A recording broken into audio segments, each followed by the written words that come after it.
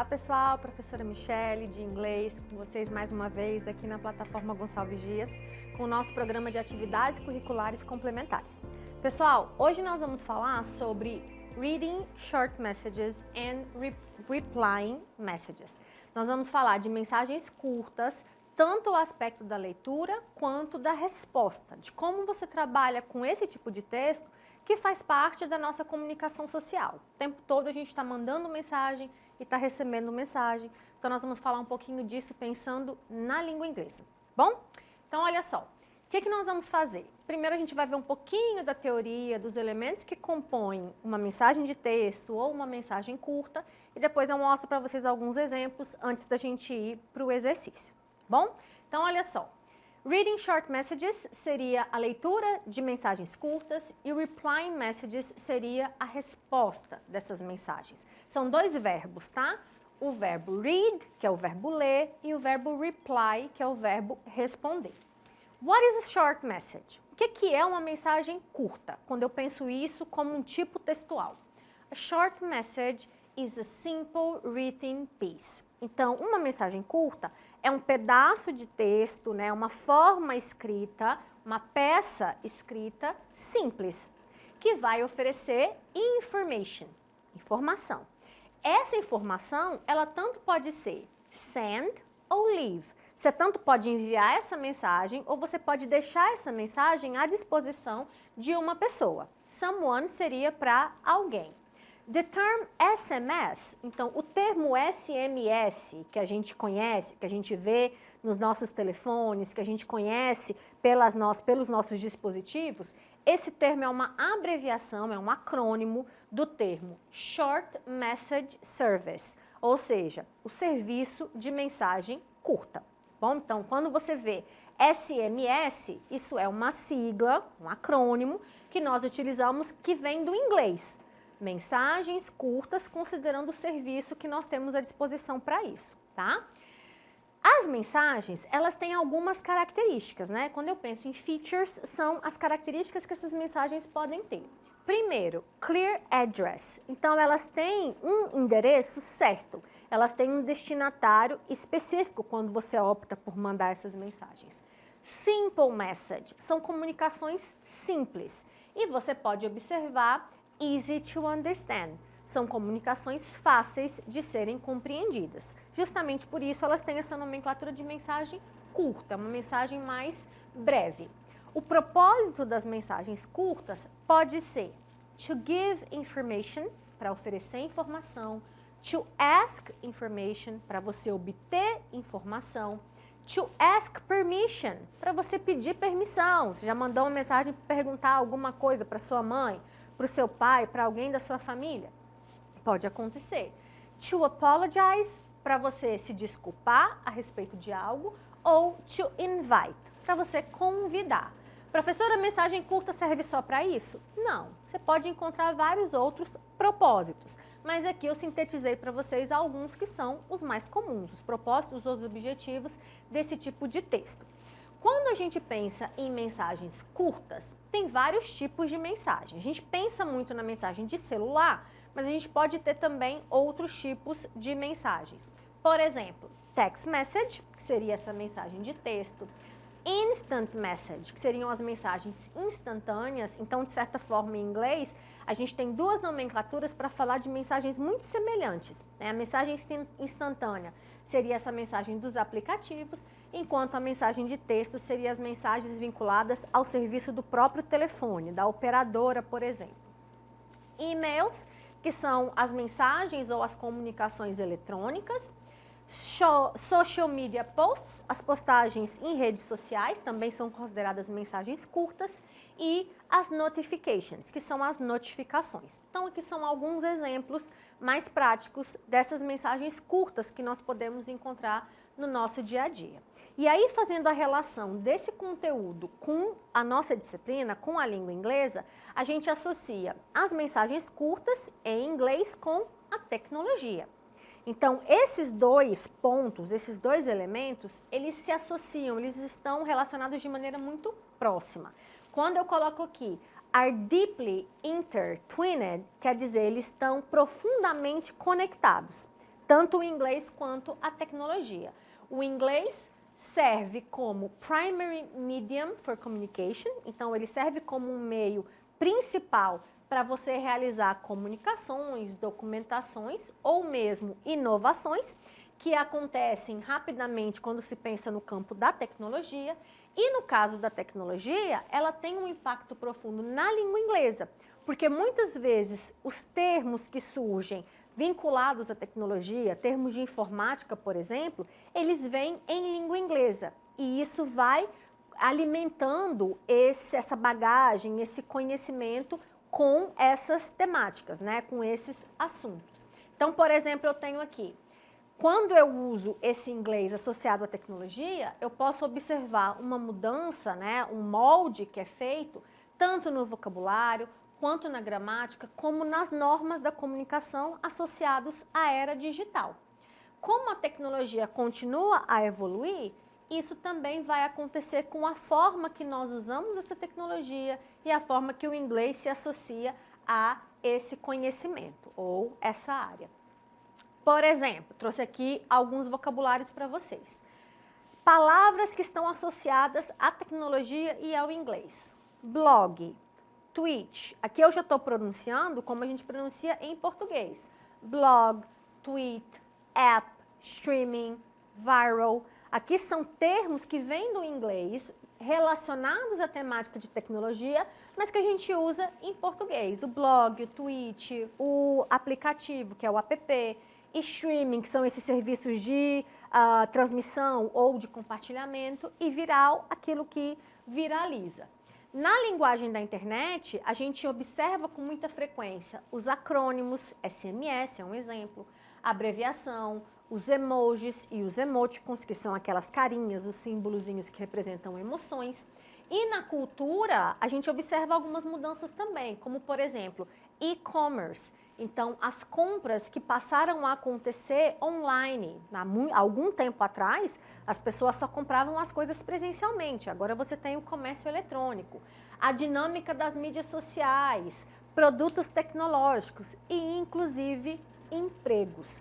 Quantas pessoas hoje em dia ganham a vida, ficam milionárias com plataformas digitais, sendo algum tipo de influenciador ou mesmo criando vídeos e produzindo conteúdos relacionados à área de interesse deles. Bom, a tecnologia facilitou the global spread of English, então a tecnologia possibilitou essa difusão, essa disseminação do inglês como uma língua global.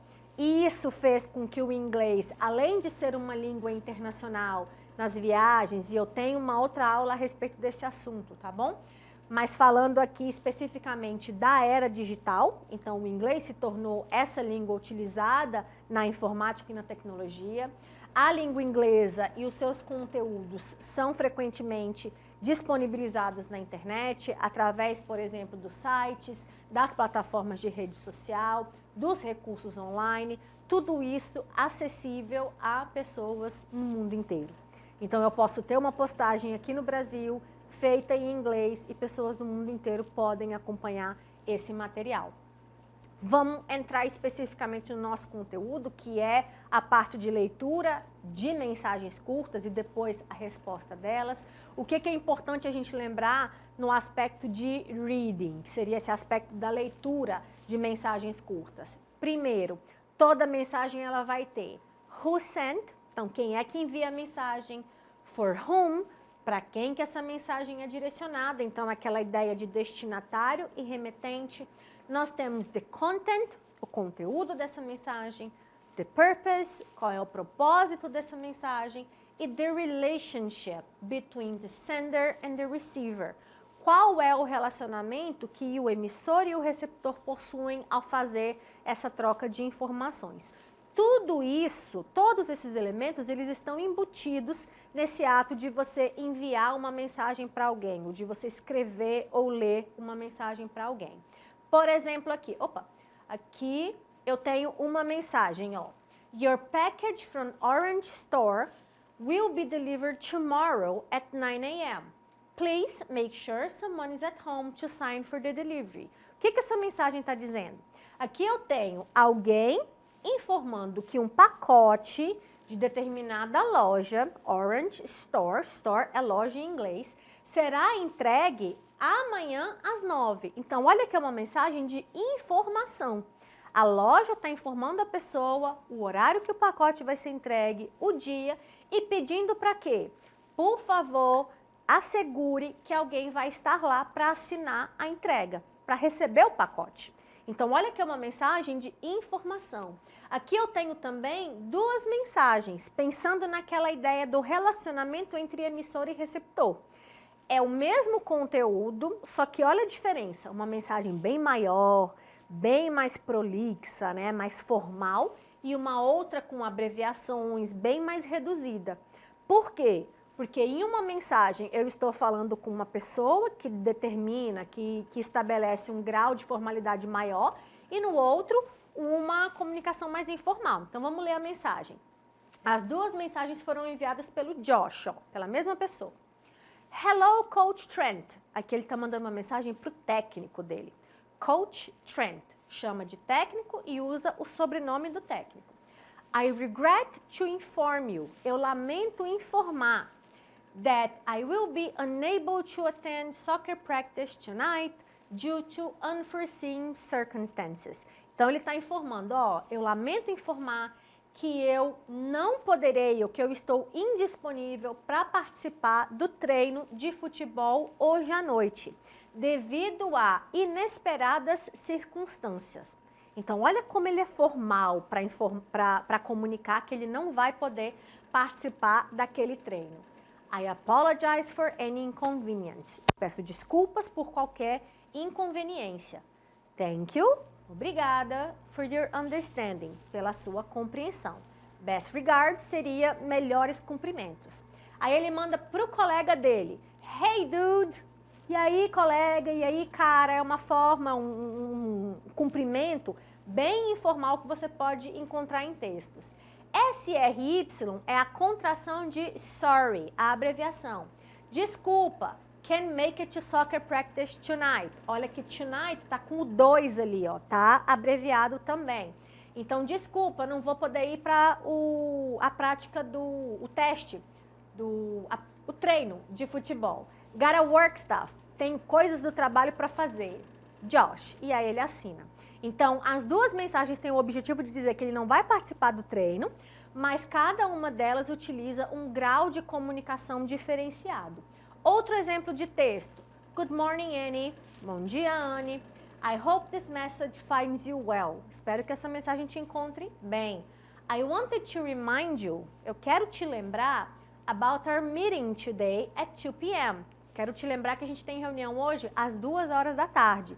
Então, olha que o propósito dessa mensagem é um lembrete, um aviso sobre algo. E como que a gente responde essas mensagens? Sempre pensando que a resposta, ela vai ser estruturada semelhante à forma da escrita. Então, você vai ter a greeting, um cumprimento. Esse cumprimento sempre respeita o horário, o grau de formalidade, o contato que você tem com aquela pessoa. A response addressing the issue. Então, você faz um conteúdo que responde àquilo que foi solicitado. Então, você está respondendo porque você recebeu uma mensagem anteriormente. A closing, um encerramento. E signature, que seria a assinatura, quem que enviou aquela mensagem. Olha um exemplo. Dear Mary, querida ou cara, prezada Mary. Isso seria o cumprimento. Thanks a lot for inviting me. Muito obrigada por me convidar. I'll be there. Eu estarei lá. Então, aqui é a resposta, é endereçando algo que ela recebeu. O que ela recebeu provavelmente nessa mensagem? Um convite. Então, ela está respondendo positivamente. Let me know if I can help you with anything. Me avisa se eu posso te ajudar com alguma coisa. E aí, no final, ela assina. Então, olha os 3 elementos. O cumprimento, fazendo o endereçamento da questão e fechando ou encerrando a mensagem. Outra mensagem como exemplo para vocês. Dear Peter. Prezado Peter, caro Peter, uma forma de endereçar essa pessoa. Esse é o cumprimento. Thanks a lot for inviting me. Muito obrigada por me convidar. Unfortunately, infelizmente, I won't be able to participate. Eu não vou poder participar. Então, olha que no exemplo anterior foi uma resposta positiva. Nesse é uma resposta negativa, que está recusando o convite. Cumprimentos. Que cumprimentos eu posso usar? Os cumprimentos que você já conhece em inglês. Oi, olá, hey ou hey there. São cumprimentos bem informais, como se eu falasse e aí em português. E dear seria esse mais formal, prezado, caro, querido ou querida, tá? Com um pouco mais de formalidade. E despedidas, você pode usar o bye, bye bye, bye for now, que é muito comum. Best, que seria o melhor, ou all the best, os cumprimentos. Regards ou see you soon, vejo você em breve. Então, são alguns cumprimentos que a gente pode observar quando se pensa nessas construções de mensagens, tá bom? Vamos analisar algumas questões para a gente praticar. Considerando o conteúdo da mensagem, podemos afirmar que... Então, vamos ver a mensagem. Hi, Will. Oi, Will. I broke my calculator. Quebrei minha calculadora. Can I use yours? Posso usar a sua? I'll give it back in English tomorrow. Vou te entregar de volta na aula de inglês amanhã. By the way, por falar nisso, by the way é uma expressão. Por falar nisso, what was the English homework? Qual foi a tarefa de casa para inglês? E aí a pessoa assina. Sam.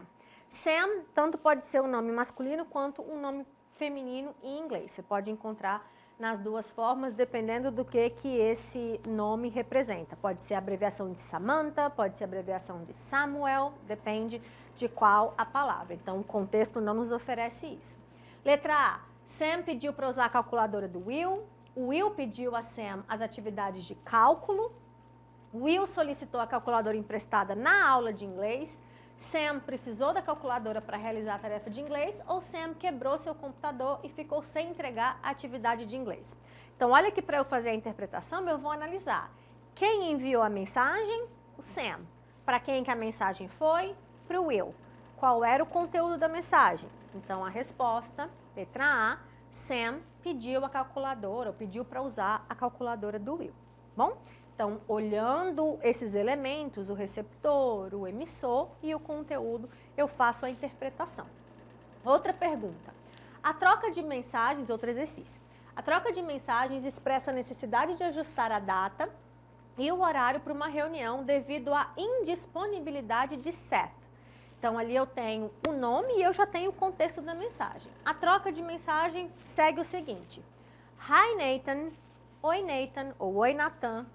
Seth is going to be out of the office on Monday morning. Então, a mensagem começa informando aquilo que o enunciado falou para vocês. O Seth não vai estar disponível no escritório naquele dia. Aí a pessoa pergunta, do you want to move your appointment? Você quer mudar a data do seu agendamento to afternoon, para tarde, ou Wednesday morning, ou para quarta-feira pela manhã? Aí a pessoa pergunta, quinta-feira às 8? Ou por aí, dá certo? I have some appointment on Monday and Wednesday. Então, a pessoa não tem disponibilidade na segunda e na quarta-feira. Aí, ele oferece como alternativa. We can do Friday. Então, a gente pode se encontrar na sexta de manhã às 8. E aí, a resposta, perfect, that works. Então, olha que aqui eu tenho uma troca de mensagem entre as duas pessoas até eles tentarem encontrar algo que dê certo para os dois. Então, a resposta correta, com base no enunciado, assinale a alternativa que indica a data e o horário que foram confirmados para o encontro. Então, nós temos a sexta-feira de manhã às 8, que é quando ele diz perfect. Perfeito. That works, dá certo. Isso funciona. Outro exercício. Texto e a questão perguntando. Considerando o contexto apresentado pelo e-mail, assinale a alternativa que expressa a resposta mais adequada para a solicitação. Qual a solicitação? Vamos ver. Alguém mandou para o Jason. I hope this email finds you well. Espero que essa mensagem te encontre bem. Isso é um cumprimento mais formal. I'm writing to follow up on our discussion regarding the upcoming project deadline. Então, estou escrevendo para você para falar do prazo final do nosso projeto. Qual é a pergunta, a solicitação que a gente tem que analisar? Can you please confirm? Você pode confirmar. If you be able to submit your part by the end of this week? Será que você vai conseguir enviar a sua parte até o final dessa semana, a gente tem que encontrar a resposta positiva. Então, a resposta positiva seria yes, sim. I'll submit my part by Friday. Sim, eu vou entregar, eu vou submeter a minha parte do projeto na sexta-feira. Outro texto pedindo para a gente encontrar qual seria a alternativa que indica a aceitação da bolsa de estudos. Então, eu já sei o conteúdo da mensagem. Congratulations, parabéns. You've been selected for the scholarship program. Você foi selecionado para a bolsa desse programa, bolsa de estudos. Please confirm your acceptance. Por favor, confirme o seu aceite. Aí, qual seria, então, a resposta positiva, a resposta que confirma essa aceitação? Letra C, te deu os parabéns, você ganhou uma bolsa de estudos. Aí você responde, thank you, obrigada. I accept the scholarship. Eu aceito a bolsa de estudos. Mais uma pergunta para a gente finalizar. A mensagem enviada pela Universidade Estadual de Montana pode ser classificada como?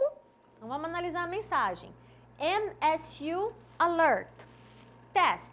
MSU Alert. Então é um alerta. E olha que esse alerta está vindo acompanhado de teste. MSU é a abreviação de Montana State University, a Universidade Estadual de Montana. This is a test. Isso é um teste para uma mensagem de alerta. Então, a nossa resposta correta, um teste para envio de alertas. Bom, pessoal, hoje nós fizemos a introdução sobre Reading Short Messages, a leitura de mensagens curtas, e Replying Messages, e respondendo essas mensagens. Nós vamos ter uma outra aula, dando sequência com esse conteúdo, aprofundando um pouquinho mais esse assunto. Não deixem de acompanhar os nossos planos de estudo, que vocês vão encontrar mais informações, teoria e exercícios para vocês poderem praticar em sala. Até lá, fiquem bem e bye bye!